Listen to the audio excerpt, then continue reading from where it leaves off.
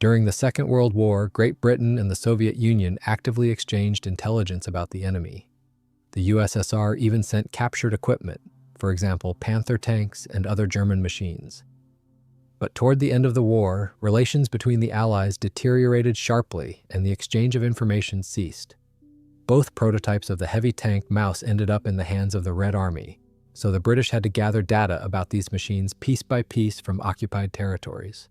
How well did the British handle this task, and how accurate was the information they collected? The Maus tank was first mentioned in a technical intelligence report from the director of the Royal Armoured Corps in May 1945. The description was rather brief. Recently, the Germans have been developing mainly super heavy tanks. 3 such vehicles have been studied. Maus, a tank weighing approximately 440,000 pounds, armed with a 5-inch gun with a barrel length of 55 calibers, and a coaxial 3-inch gun with a barrel length of 36.5 calibers, mounted in a fully rotating turret. The same report also described the E-100 and Grill tanks found at the Henschel Proving Ground, though information about those vehicles was also limited. Additional information came soon. In May, 3 hulls and 3 turrets of the Maus were discovered at the Krupp Proving Ground in Meppen. They were empty, but a mounting with a 5-inch and a 3-inch gun found nearby suggested that it belonged to the same tank. The recovered documents helped clarify that the gun was originally called differently but later renamed. The documents also revealed that the tank was not serially produced. No more than 6 hulls and turrets were built. The 3 sets found at the proving ground had been brought there for ballistic testing. The Maus gun was also experimental and had arrived in Meppen in November 1943 for trials. A label on a box of shells for it was dated January 3, 1944. The report stated that the hull and turret design differed from later German tanks. The plates were joined using a locking method, and the number of angled plates was minimal. It also noted that the tank effectively had double side armor, as the side plates of the sponsons extended below the fighting compartment floor. The engine was placed not in the rear, as was typical, but in the middle of the tank, between the fighting compartment and the driver's compartment. The transmission compartment remained at the rear. No components were found inside the hull, but the author of the report speculated that the transmission was electric, similar to that of the Elephant self-propelled gun. The British did not have time to weigh or measure the discovered parts before the report was written, but they estimated the turret weight at about 75,000 pounds, with the total vehicle weight around 440,000 pounds. The dimensions of the hull, turret, and tracks were also approximate.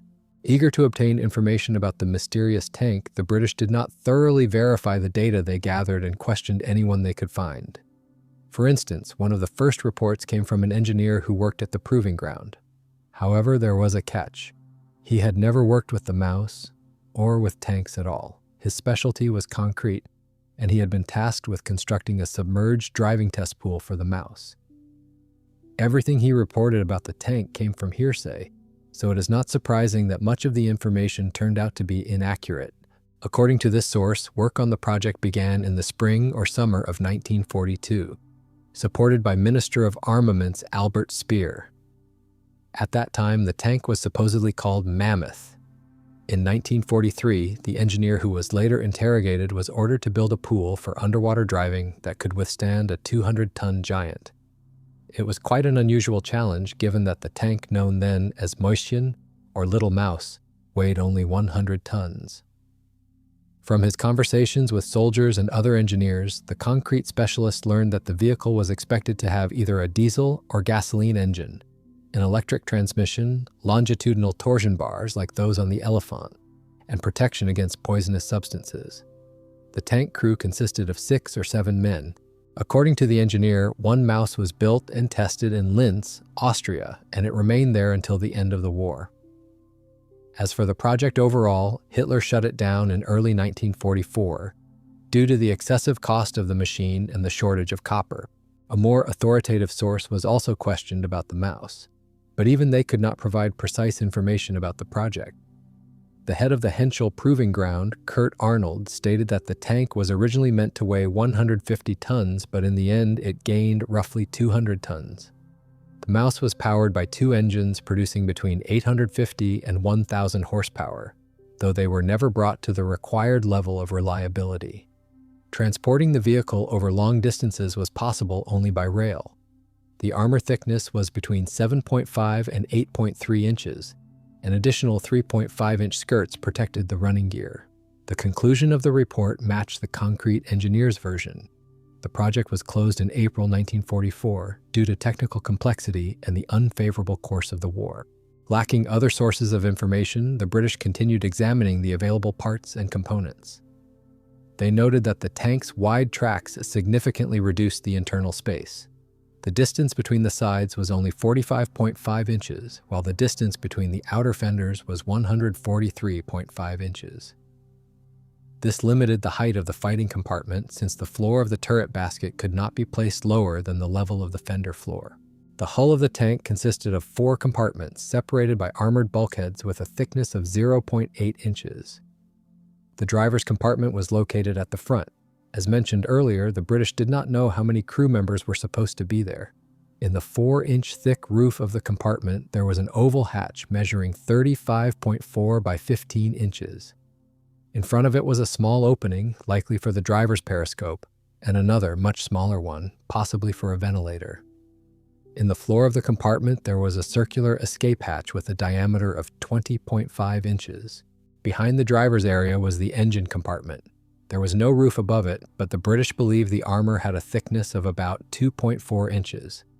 The engine was probably mounted in the center of the compartment, with fuel tanks located inside the fenders. The engine bay was divided into 6 sections, though the purpose of these divisions could not be determined. Behind the engine compartment came the fighting compartment. Its roof consisted of 4 plates, each 2.4 inches thick, welded together. The compartment was found empty, so there was little to describe. Finally, at the rear was the transmission compartment, also empty, divided by 0.8-inch armored bulkheads into 3 sections. The author of the report assumed that this space might have held the electric transmission mentioned by the engineer. After measuring the hull dimensions, British specialists calculated that it should weigh about 150,000 pounds. The turret was described as a massive structure, exceptionally tall relative to its width and length. The weight of the turret alone, without any equipment, was approximately 34 tons. Because of its rounded front, the turret was compared to those of the King Tiger tanks. Interestingly, the report mistakenly claimed that these turrets had been designed by Dr. Porsche. In the front part of the turret, there was an opening for the gun mount, offset about 8 inches to the right of the center line. This opening allowed the size of the gun mantlet to be estimated even without the part itself. The turret floor, 3.7 inches thick, consisted of 2 sections and had a few weak spots. On the turret roof, the British found a circular hole roughly 14 inches in diameter and another 10-inch opening at the rear. Neither seemed suitable for a hatch, so the author of the report assumed that both the turrets and hulls had not yet undergone final machining before being sent to Meppen. The armor of the tank was entirely rolled steel. Measuring the thickness of such enormous plates proved difficult, but the figures obtained by the British nearly matched those recorded by Soviet engineers. Guns designed for the Maus were studied separately. The 128mm gun had no muzzle brake, though the report's author did not rule out the possibility of finding barrels later fitted for one. The horizontal wedge breech opened to the right. A standard electric trigger mechanism was used for firing. In the paired mount, the main gun was positioned on the left. To balance the system, it was set quite far back. The recoil brakes and recuperator were located above the barrel. The gun's overall length was 23 feet, with a rifled section measuring 18.1 feet. According to calculations, a shell weighing 62.4 pounds left the barrel at a velocity of 2,460 feet per second with a medium charge, or 3,020 feet per second with a full one. The 75mm gun paired with the 128mm weapon was an entirely new design, though the author did not exclude the possibility of using cartridges from the older 75mm gun. This weapon also had a horizontal wedge breech opening to the right and an electric firing mechanism. The gun was mounted to the right of the main one, and when fully recoiled it could block the latter's breech. Its recoil brake was positioned beneath the barrel with the recuperator above. The cradle for both guns was cast as a single solid piece attached to the turret front by a projection at its forward end. According to British estimates, the combined weight of both guns with the cradle was no less than 5 tons. Using the known ratio between armor weight and other equipment from existing tanks, British specialists concluded that a fully equipped Maus should weigh about 214 tons. At the study of the hulls, turrets, and guns, the researchers had to stop. No further materials were found, and the Maus remained in many ways a mystery. On the 27th of June 1945, a report on the tank was published, but it contained mostly information collected in May, including the verbatim testimony of a proving ground engineer. It was further stated that the tank had probably been fitted first with one type of engine, later replaced by another. The report also included some new data about the transmission. The vehicle's weight figures were revised. It turned out that it weighed not 214, but only 176.5 tons. By autumn, the British had gathered data that helped clarify the situation significantly. An appendix to the Technical Intelligence Report dated the 11th of October 1945 contained a summary of a conversation between Porsche, Hitler, and Speer that took place on the 8th of June 1942. After discussing the possibility of installing a long-barreled 88mm gun in a tank, the talk shifted to a vehicle armed with a 128 or 150mm gun in a rotating turret, paired with a 75mm gun, or to a self-propelled gun armed with a 180mm weapon and protected by 8 inches of frontal armor and 7 inches on the sides. The turret or casemate armor was also to be formidable, 8.7 inches at the front and 8 inches on the sides. For such a vehicle, Porsche recommended using a diesel engine, but Speer objected, arguing that there simply was no time to develop such a diesel. Next came the retelling of the Maus's creation story. Ferdinand Porsche and his electrical transmission specialist Otto Zadnik decided to reuse the concept they had implemented in the Ferdinand tank, but with major modifications. Against Albert Speer's wishes, Porsche chose to use a diesel engine, yet Daimler-Benz failed him. By November, Porsche learned that the engine could not be delivered on time. He was forced to accept a gasoline engine instead, which required slight changes to the transmission design. At the end of 1942, the Armaments Office assigned a curator to the project, Colonel Haenel. His duties included visiting the subcontracting firms and threatening them with fines and punishments for failing to meet the schedule. For example, on the 13th of December 1942, Haenel appeared in Stuttgart and ordered that the hull of the Maus tank be ready for testing by the 5th of May 1943. His orders had no real effect, and the colonel's visits were considered rather amusing events. At the beginning of January 1943, Porsche was summoned to Berlin to present the tank model to Adolf Hitler. The Führer liked it, but he made no specific remarks or comments. By the 12th of January, the work on the tank was divided as follows. The turret and hull were assigned to the Krupp concern, the engine to Daimler-Benz, the electrical components to Siemens-Schuckert, and the suspension and running gear to Škoda. The final assembly was to take place at the Alket factory. The work began, but heated debates around the project continued. Heinrich Kniepkamp, for instance, strongly opposed the design, claiming that it would be far too unreliable.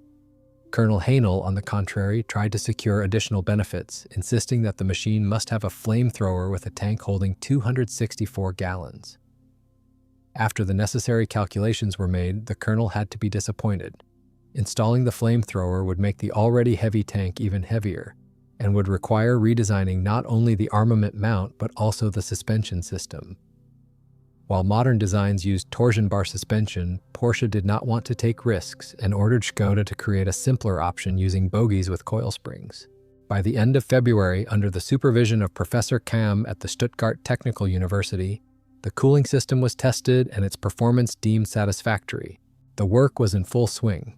On the 6th of April 1943, Speer arrived in Stuttgart and examined the giant's mock-up for half an hour.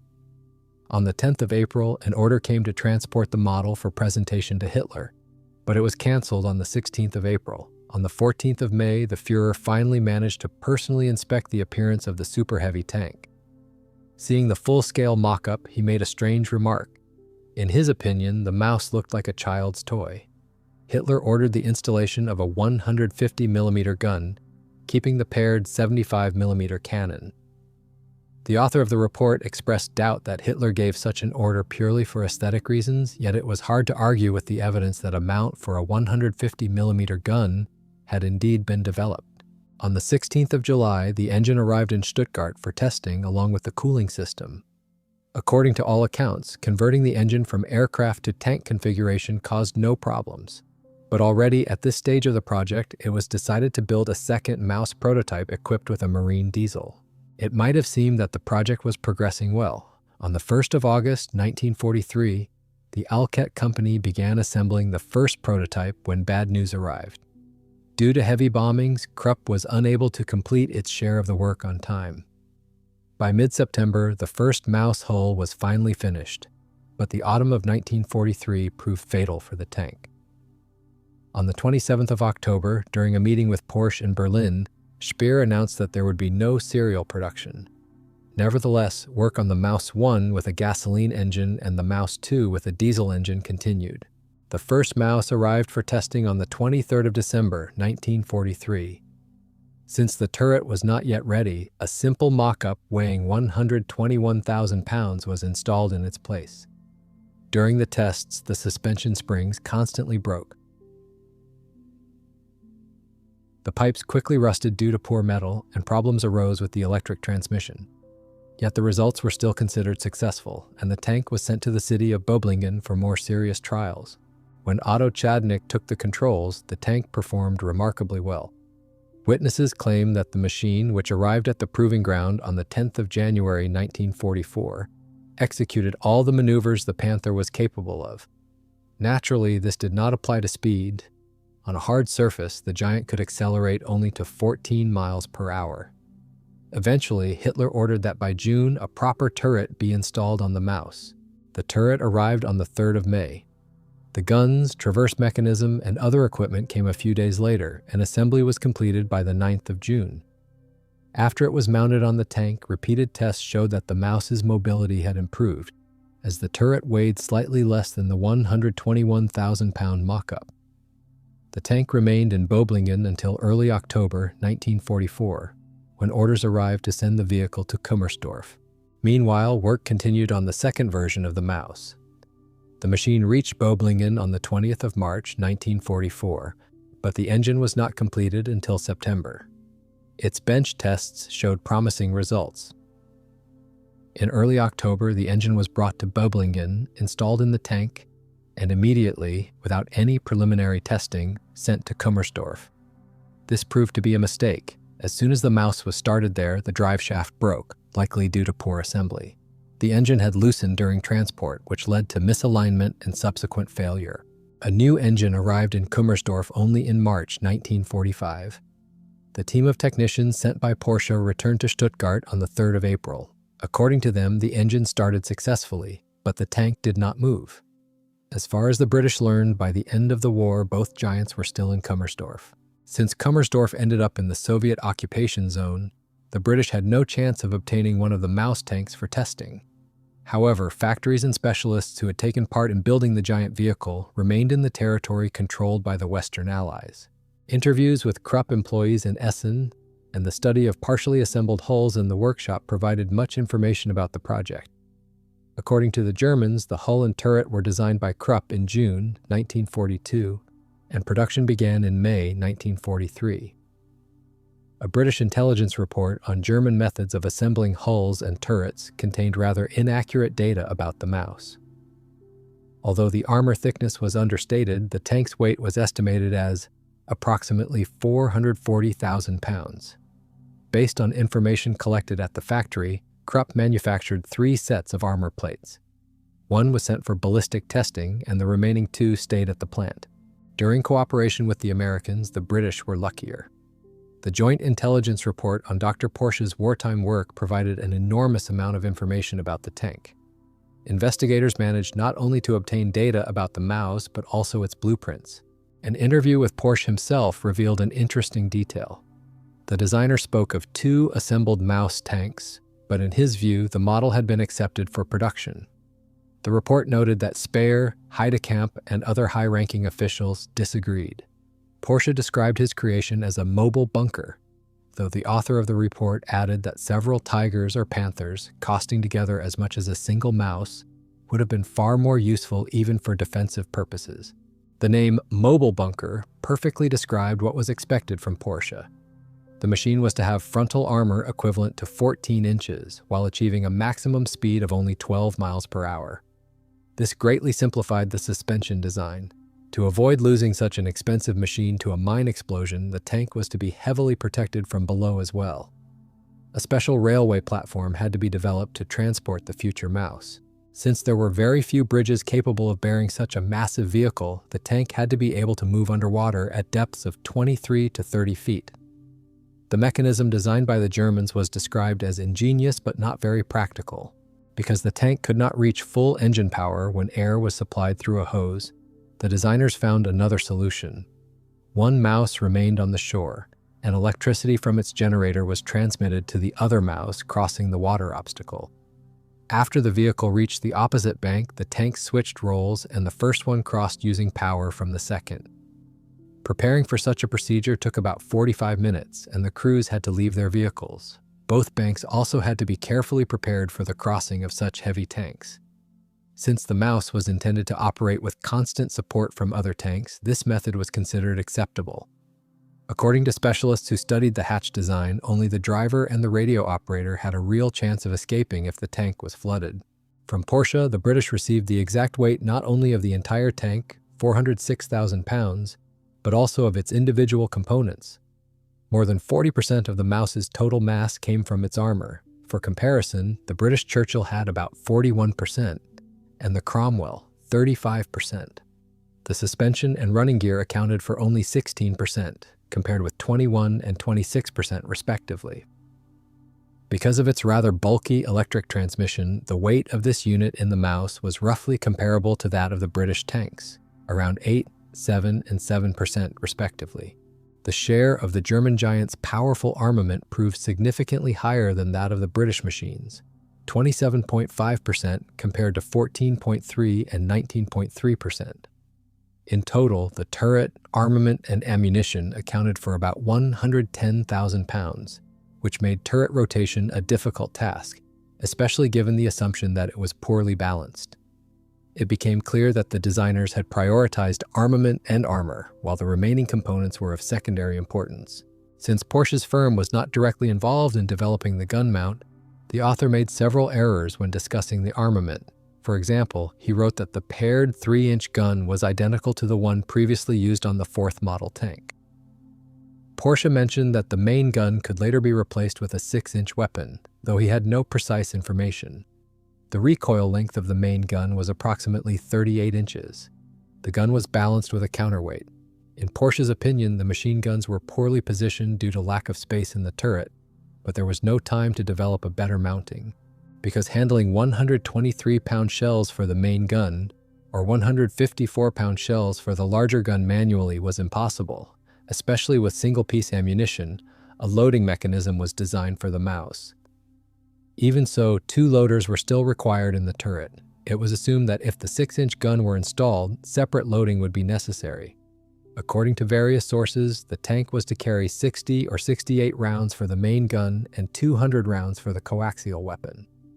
The number of 6-inch shells remained unknown. Porsche knew nothing about the sighting system but stated that there were plans to install a rangefinder. The Anglo-American Commission also obtained the results of this vehicle's trials. The Maus could climb a vertical wall 2.36 feet high, cross a trench 14.76 feet wide, and had a range of about 118 miles at a speed of 10 miles per hour, taking into account fuel from the external tank. However, engine cooling remained a serious issue. The fans consumed as much as 148 horsepower. Yet even with that power, the Maus's power unit overheated after just 15 minutes of operation at maximum revolutions. The Maus became a unique machine. When creating his moving bunker, Ferdinand Porsche implemented numerous original engineering solutions, some questionable, others ingenious. However, after the war, the victors showed no interest in Porsche's work. By the end of 1945, the Americans and the British already had their own experience in building slow, heavily armored giants, and nothing good came of it. Although the Maus was a novelty for Anglo-American intelligence, the tank's design was based on engineering concepts from 1942 to 1943, and by then it was already too late to be impressed by such a vehicle.